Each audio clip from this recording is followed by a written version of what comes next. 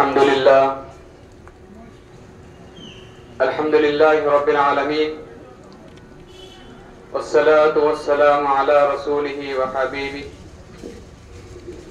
سيد الإنس والجان وعلى من والاهم وتبعهم بإحسان أجمعين. أما بعد، أيها السادة والحفل الحضور والمستمعون الإكرام، أحييكم بتحية الإسلام.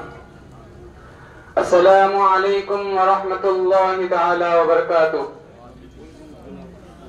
أقدم أمام حضراتكم نبذة عن شهر الصيام،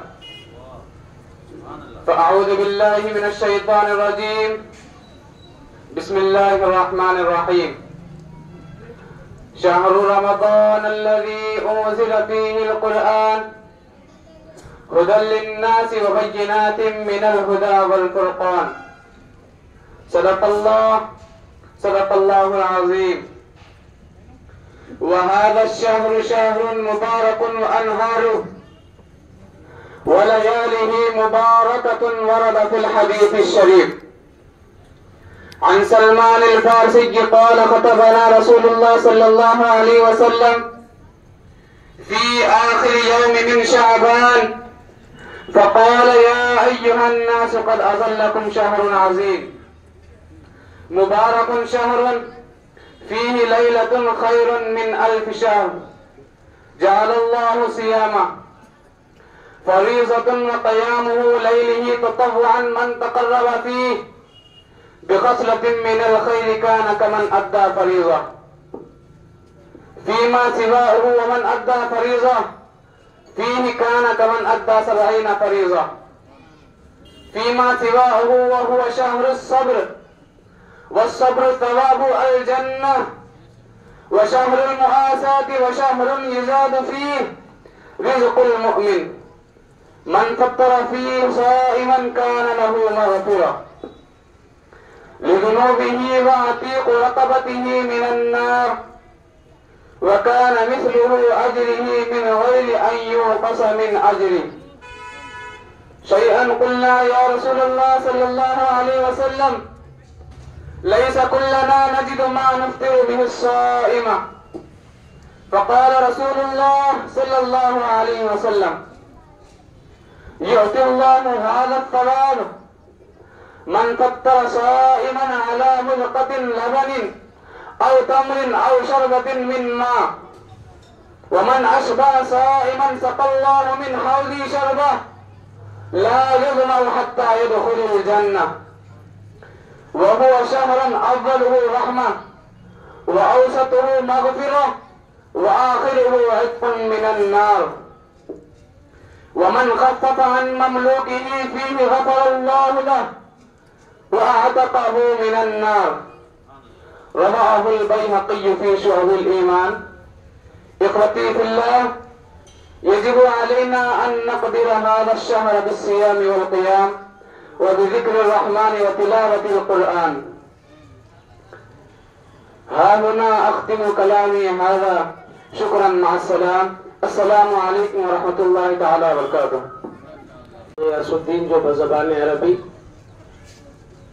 احادیث شریف کی روشنی میں اپنے خیالات کا اظہار فرما رہے تھے.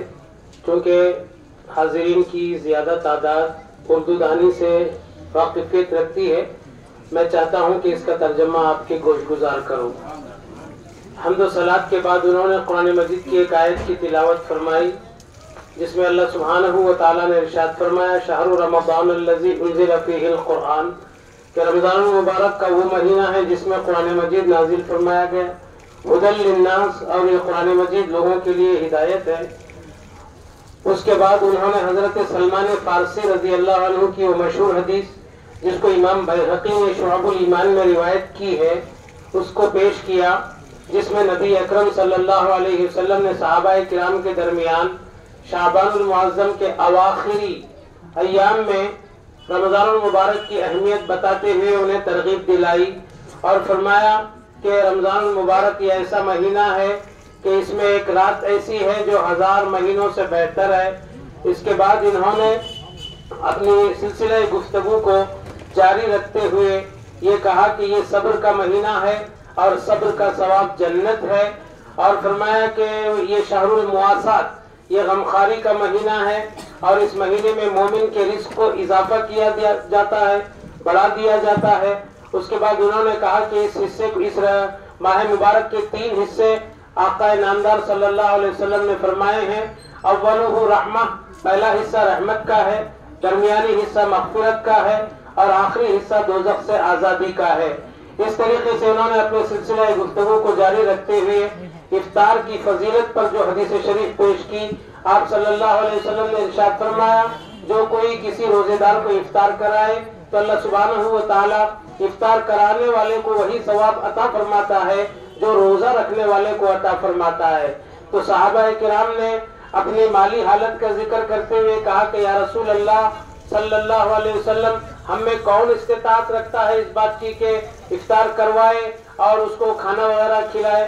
तो हुजूर पाक सल्लल्लाहु अलैहि वसल्लम ने इरशाद फरमाया, माना कि ये बहुत बड़ा अजर है, लेकिन इसको हासिल किया जा सकता है दूध के एक घूंट से, लस्सी के एक घूंट से और एक घूंट पानी से भी इसको सवाब हासिल किया जा सकता है।